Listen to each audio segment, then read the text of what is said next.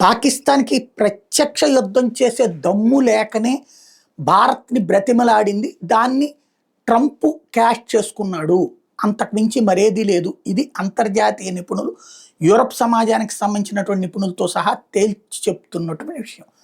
భారతదేశం కొట్టింది ఒక చోట కాదు, 2 చోట్ల కాదు. ముందు ఉగ్రవాద శిబిరాలు 9 ప్రాంతాల్లో ఉన్న 24ంటిని ధ్వంసం చేస్తే, రెండవ దశలో పాకిస్తాన్ వచ్చి భారత్ మీద దాడి చేయడానికి ప్రయత్నిస్తే ఒక్కటి కూడా దాని లక్ష్యాన్ని చేరలేకపోయింది. దారిలోనే ధ్వంసం చేయడం ద్వారా భారత యొక్క టెక్నాలజికల్ నాలెడ్జ్ అన్నటువంటిది పాకిస్తాన్ బెత్తరపోయేలా చేసింది.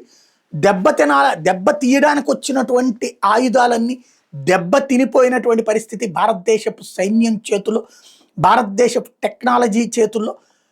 దాంతో ఆగకుండా పాకిస్తాన్ ఇక యుద్ధ విమానాలు వాడాలని ప్రిపేర్ అవుతుండగా భారత్ ముందుగానే పసిగట్టి వాళ్ళ యుద్ధ విమానాలనే కూల్చినటువంటి పరిస్థితి. అట్లాగే యుద్ధ విమానాలు కదలకుండా ఆ స్థావరాలనే ధ్వంసం చేసిన పరిస్థితి.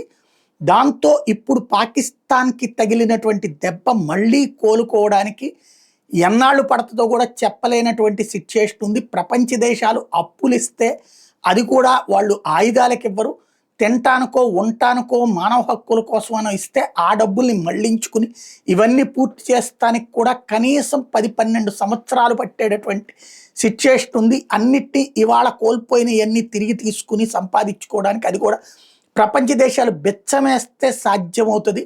మరొక వైపున ఈ దొంగ దెబ్బ తీయడం అంటే తీవ్రవాదులని పంపించి దెబ్బ తీయగలదు, కానీ ప్రత్యక్ష యుద్ధంలో భారత్ని కొట్టగలిగినటువంటి శక్తి పాకిస్తాన్కి 10వ వంతు కూడా లేదు అన్నటువంటి విషయం తేలింది.